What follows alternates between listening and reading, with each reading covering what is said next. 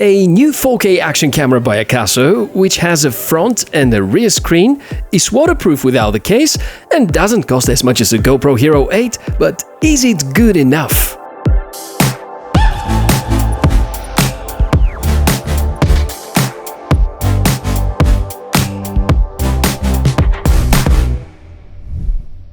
Welcome, Tech4O channel, my name is Michael and I'm so happy to see you here in this lovely, bright, shiny day.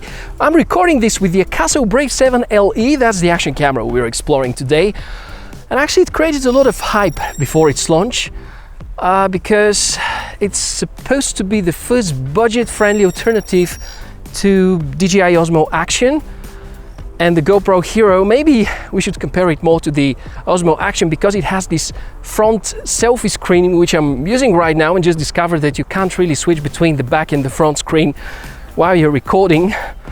You gotta do that in between these recordings, but that's not too bad. Now, I wanted to show you a real life vlogging example with the ultra wide setting of the angle of viewing and also the internal microphone. So that's the kind of quality you could expect.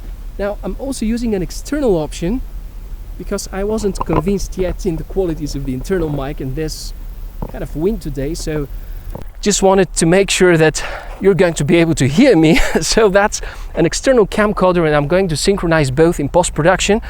And I guess you've seen the markings when you're actually listening to the internal mic and went to the external. And the thing is that the action camera itself does not support any external microphones. As usual, I'm going to start with pointing to the devices which offer similar functions, and this is actually the first budget action cam that can shoot underwater without a case and has one very major advantage over GoPro Hero 8 and DJI Osmo Action both, because thanks to the buttons on the side and on the top, you can switch between shooting modes underwater. Thing is that as soon as the device is submerged into water, the screen becomes useless. With a GoPro and a DJI Osmo Action, it's always a struggle should you want to switch from normal video to time-lapse or to slow motion, because you need to take the camera out of the water first, then make sure the display is dry, change the mode, and then you can dive back in. This is quite a serious advantage indeed, and keep on watching to find out more about the footage and stabilization quality and to be able to make a proper comparison. The launching price, it's $140, which makes it one of the most expensive Akaso cameras yet, but still maintaining affordable price, and maybe few of the more dollars we pay is because of the IPX7 waterproof certification. As usual, let's go ahead and explore the technical side.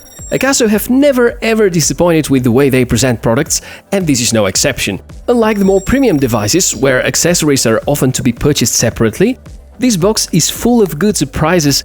Plenty of useful mounts. I have recently explored the Akaso Brave 6 Plus for you, and it had the same beautiful way of getting these accessories packed into these small bags.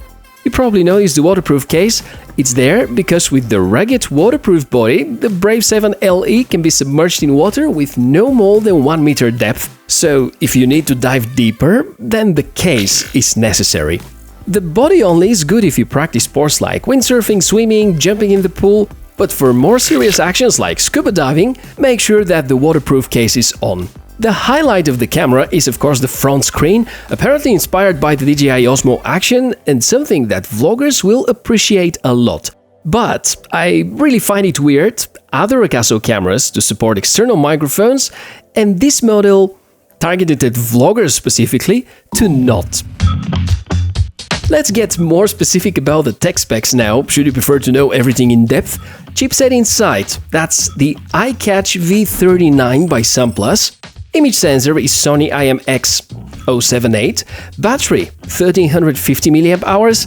6-glass lens with anti-reflection coating. 6-axis image stabilization, built-in Wi-Fi, micro HDMI and micro USB ports. And of course the already mentioned 2 displays, one on the back, which is touch-based, and the one on the front for vloggers. Now, if the technical specs don't mean much to you, which would be totally fine, let me help with some clarifications. First, I'm a little concerned about the processor choice, because iCatch variations have never offered great stabilization or good 60 frames per second in their models, and proving that with footage examples, you're going to notice that image stabilization is not as good as on the Akaso V50X, which has a CPU from another vendor.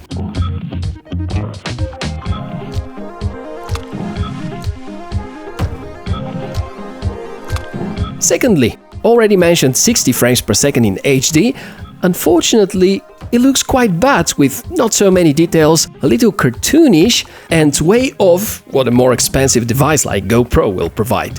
Sadly, if you're a biker and enjoy downhill rides or simply prefer 60 frames per second in Full HD, I would suggest you to keep on looking for alternatives. In fact, the device seems to perform similarly to another action camera with pretty much the same specs, Vantop Moment 5C, which was reviewed on Drekitech's channel and seems to suffer from the very same symptoms.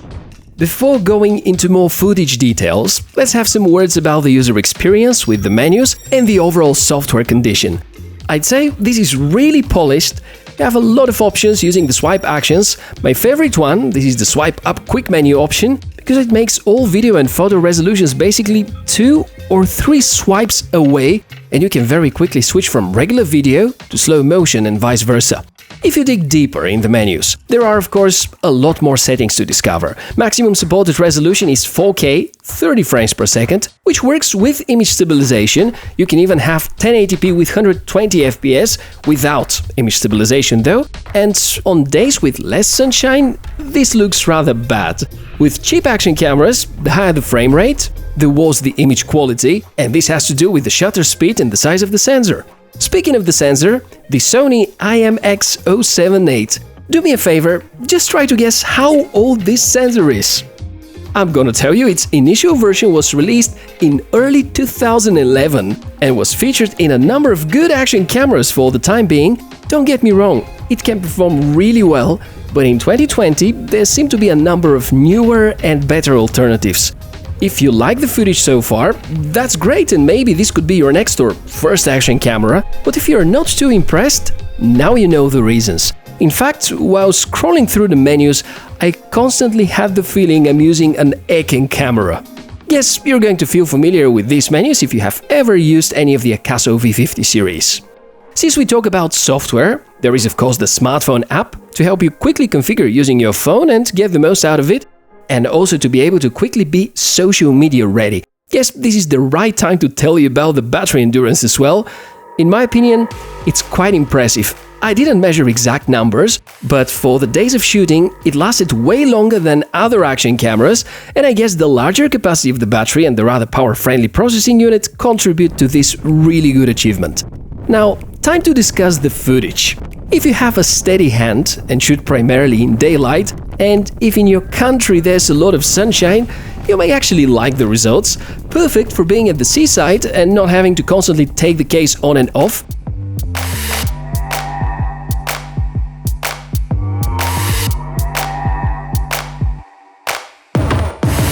The body seems to be built well enough, and even seeing the battery cover being slightly bent doesn't make me feel worried. Sure, it looks weird, and is because of the extra thick isolation, but it's been like that since the beginning and the unit still works fine, so I guess there is no problem with being truly waterproof. But remember, diving deeper than 1 meter, make sure to use the case. 1080p at 60 frames per second is somewhere between acceptable and being bad, and is way off what a GoPro will offer to you. As for slow motion, if 60 frames per second is not good enough for you, we can't expect miracles from 120 FPS, so you get the point. The secondary display, some people say it's small, but I think being a reference screen supposed to show the position of your head within the frame, it's actually good enough. So there we go, the Brave 7 LE. It's a very interesting action cam, true 4K with 2 displays and being waterproof for only $140. However, with the limitation of weak CPU with no H.265 encoding and no external mic support and some serious remarks about the frame rates, and there's also a lack of 24 and 25p and lack of more advanced photography or videography features. It's not bad, but I can't say it's the best Akaso member yet.